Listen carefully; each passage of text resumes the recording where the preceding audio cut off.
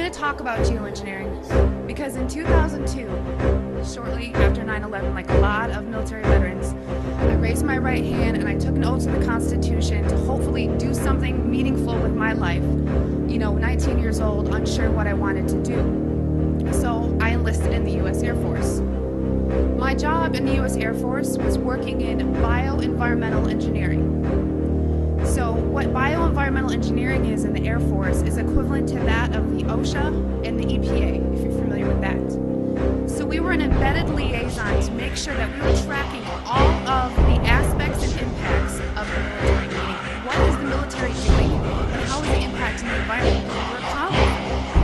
Part of my job in tracking the health hazards was to look at any time someone wanted to buy a chemical, any type of chemical.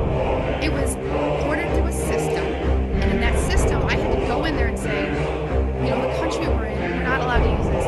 We need to substitute it out with something a little less hazardous, while also maintaining the integrity for a technical order, meaning I want to say around 2006, I started kind of opening my eyes to how the military wasn't really what I thought it was.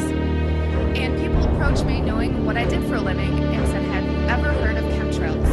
Well, I hadn't.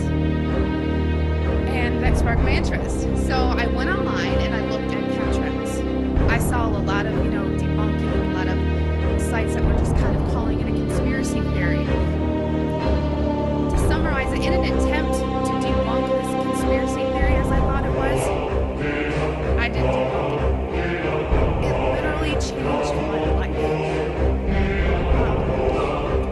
said, this is hard for me because it's not easy staying here and telling my story. One day I was going through that computer system, which if you want to look it up, it's called an Air Force Form 3952. It is the approval of hazardous materials. I was finding tons and tons of large quantities of aluminum, barium, strontium in the form of oxides and sulfates. And of course I knew that there's industrial processes you may not have heard of, but it's bead blasting, pneumatic sanding, shot peening. There are certain medias that's similar to that is used.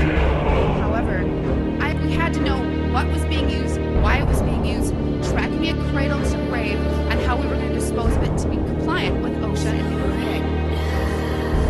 One of the legal requirements in approving these is looking at what used to be called the material safety data sheet. On that sheet, it's going to list the manufacturer. It's going to list some may require personal protective equipment that needs to be used or some ways to mitigate the exposures. These electronic MSDSs